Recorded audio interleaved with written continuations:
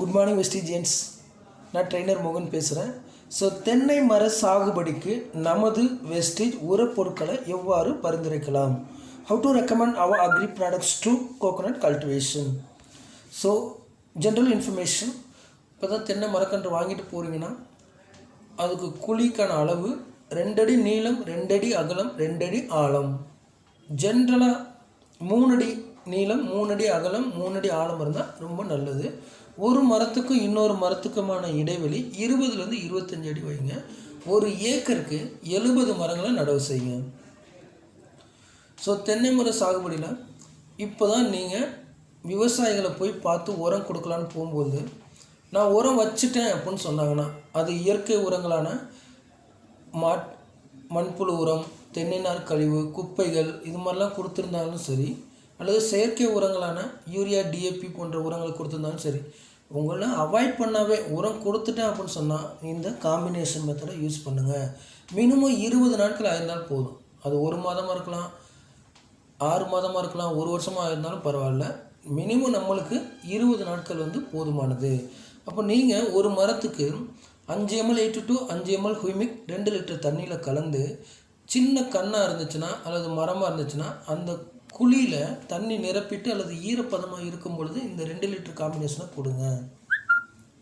பெரிய மரமாக இருந்துச்சுன்னா வட்டைப்பாத்தி எடுத்து அதில் தண்ணி நிரப்பிட்டு அல்லது ஈரப்பதமாக இருக்கும் பொழுது நீங்கள் இந்த அக்ரி 8 to அக்ரி ஹுமிக் 2 லிட்டர் காம்பினேஷனாக ஒரு மரத்துக்கு கொடுங்க. எத்தனை மரம் இருக்கோ அது மாதிரி மல்டிபிள் பண்ணிக்கோங்க. இது முதல்ல உங்களை உரம் வச்சுட்டேன்னு சொன்னாங்களோ அவங்கள ரீட்டைன் பண்ணுறதுக்கு. அதுக்கப்புறம் நம்ம எப்படி உரம் கொடுக்கணும்னு சொல்கிறேன், நம்ம பண்ணிக்கோங்க. ஸோ தென்னை மரக்கன்று நாட்டு ரகமாக இருக்கலாம், ஹைப்ரிடாக இருக்கலாம், நெட்டை குட்டையாக இருக்கலாம், குட்டை நெட்டையாக இருக்கலாம். நம்மளுக்கு எந்த வகையாக இருந்தாலும் நம்மளுக்கு தேவையானது 4 ஸ்டேஜஸ், 4 நிலைகள்: விதைக்கின்ற பருவம், வளர்கின்ற பருவம், பூ பூக்கும் தருவம், அறுவடைக்கான நேரம். ஸோ தென்னை மர சாகுபடியில் முதல் 2 பருவங்கள், விதைக்கின்ற பருவம், வளர்கின்ற பருவம். ஒரு தென்னை மரக்கன்று நட்டு வச்சு அது மரமாக வளர்கிற வரைக்குமே இந்த 2 நிலைகள். என்றைக்கு தென்னை மரத்துலேருந்து பாலை பாலையிலேருந்து குறும்பை, குறும்பையிலேருந்து இளநீர், இளநீர்லேருந்து தேங்காய் வருதோ அது 3ம் 4ஆம் நிலையும் சேர்த்து ஒரு நிலையை வச்சுக்கணும். அப்போ 4 நிலையை முதல் 2 தருணங்களை ஒரு நிலையாகவும், 3வது 4வது பருவத்தை ஒரு நிலையாகவும் வச்சுக்கோங்க. ஃபஸ்ட்டு இப்போ தான் தென்னை மரக்கன்று வளர்ந்து வருது அப்படின்னா அது வளர்கின்ற பருவத்தில் நம்ம கோல்டு கொடுக்கணும். அப்போது ஒரு மரத்துக்கு agri 8 to 5 ml, agri humic 5 ml, agri gold 5 gram 2 litre தண்ணியில் கலந்து ஒரு தென்னை மரத்துக்கு கொடுங்க. அந்த குழியில் தண்ணியை நிரப்பிட்டு அல்லது ஈரப்பதமாக இருக்கும்போது ஒரு தென்னை மரக்கன்று கொடுங்க. எத்தனை மரம் இருக்கோ அது மாதிரி மல்டிபிள் பண்ணிக்கோங்க. அடுத்து இப்போ தென்னை மரக்கன்று நல்லா வளர்ந்துருச்சு. இப்போ நீங்கள் பார்க்கும் பொழுது பெரிய மரமாக இருக்குது, அதாவது பாலை இருக்குது, பாலை வெடித்து அதில் குறும்பையிலேருந்து இளநீர், தேங்காயெல்லாம் இருக்குன்னா அது 3ஆம் 4ஆம் பருவம் உடைய மரம். அதுக்கு என்ன பண்ணணும்னா வட்டைப்பாத்தி எடுக்கணும்.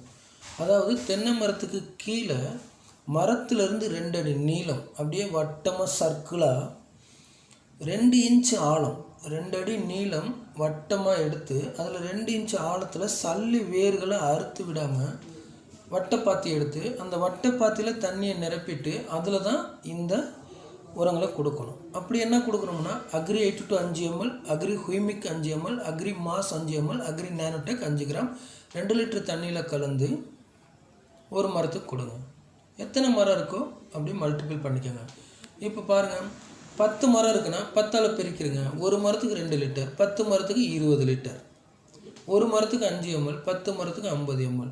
இப்போது 3வது 4வது பருவம் உடைய பெரிய மரம்னா ஒரு 10 மரம் இருக்குன்னா 20 லிட்டர் தண்ணி பெரிய பக்கெட்டில் 50 ml 8 to 50 ml ஹுமிக், 50 ml mass, 50 gram nanotech, 20 litre தண்ணியில் நல்லா கலந்து அதை ஒவ்வொரு மரத்துக்கும் 2 லிட்டர் கொடுங்க.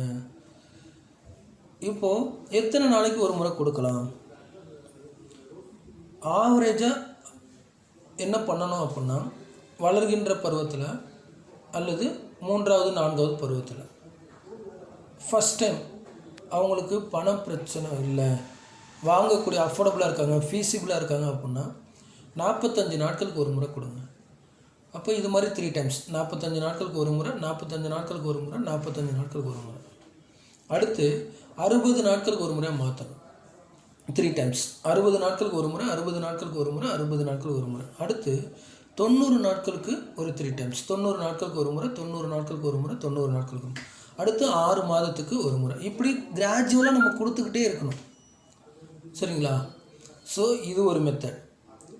ரெண்டாவது, பணம் வந்து ரொம்ப பிரச்சனையாக இருக்குது அப்படின்னு சொன்னாங்கன்னா நீங்கள் நார்மலாகவே 90 நாட்களுக்கு ஒரு முறை கொடுத்துருங்க. ஜென்ரலாக அந்த 3 டைம்ஸ் மெத்தட் ஃபாலோ பண்ணுங்கள், அல்லது இந்த 90 டேஸ் மெத்தட் பண்ணுங்கள். பணம்லாம் பிரச்சனை இல்லை, க்ரோத்தாக வேணும்னா அந்த ஜென்ரல் மெத்தட் வந்து யூஸ் பண்ணுங்கள். இப்போ இதில் ரொம்ப முக்கியமானது 3வது 4வது பருவத்தில் ஏன் மாதம் நேனோடெக்கும் ஒன்றா கொடுக்குறோம் அப்படின்னா, ஸோ தனித்தனியாக கொடுக்குறது நல்லது. என்னென்னா லேபர் காஸ்ட் வந்து அதிகமாகிடுது. அப்போ ஒரு விவசாயி வந்து ஃபீல் பண்ணுவாங்க 2 முறை உரம் வைக்கணுமா அப்படின்ட்டு. அதனால தான் இதை வந்து நம்ம 2யும் மாசையும் நேனோடெக்கையும் மிக்ஸ் பண்ணி கொடுக்குறோம்.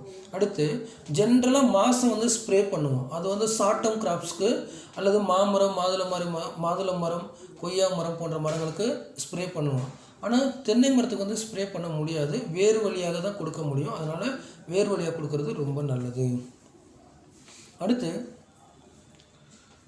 இந்த தென்னை மரத்துக்கு வந்து நம்ம ரொம்ப ரொம்ப ரொம்ப முக்கியமானது, இந்த ரெக்கமெண்டேஷன் மெத்தடை ஒரு முறை பாருங்கள். யாருக்காக இருந்தாலும் நீங்கள் தென்னை மரத்துக்கு ரெக்கமெண்ட் பண்ண போகிறீங்கன்னா இந்த ரெக்கமெண்டேஷன் மெத்தடை நல்லா ஒரு முறை கேளுங்க. கேட்டுக்கிட்டு போயிட்டு அவங்களுக்கு பரிந்துரை செய்யுங்க. நம்பர் 1. நம்பர் 2, தென்னை மரத்துக்கு நீங்கள் உரம் கொடுக்க போகும்பொழுது அவங்க ஒரு மரத்துக்கு என்ன ஆகும் அப்படின்னு கேட்பாங்க.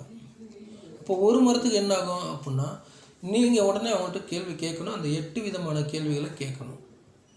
எத்தனை ஏக்கர் வச்சுருக்கீங்க, எத்தனை மரங்கள் இருக்குது, என்ன உரம் கொடுக்குறீங்க, எப்படி தண்ணி பாய்ச்சுறீங்க, நீங்கள் கடைசியாக எப்போ உரம் வச்சிங்க, உரம் கொடுத்து எத்தனை நாட்கள் ஆகுது, ஒரு மரத்துக்கு எவ்வளோ செலவு செய்கிறீங்க, எத்தனை மாதத்துக்கு ஒரு முறை உரம் கொடுக்குறீங்க, இப்படின்னு டீட்டெயிலாக கலெக்ட் பண்ணிவிட்டு அவங்க ஒரு மரத்துக்கு எவ்வளோ செலவு பண்ணுறாங்களோ அதை விட குறைவாக வர்ற மாதிரி நீங்கள் பிளான் பண்ணி கொடுங்க.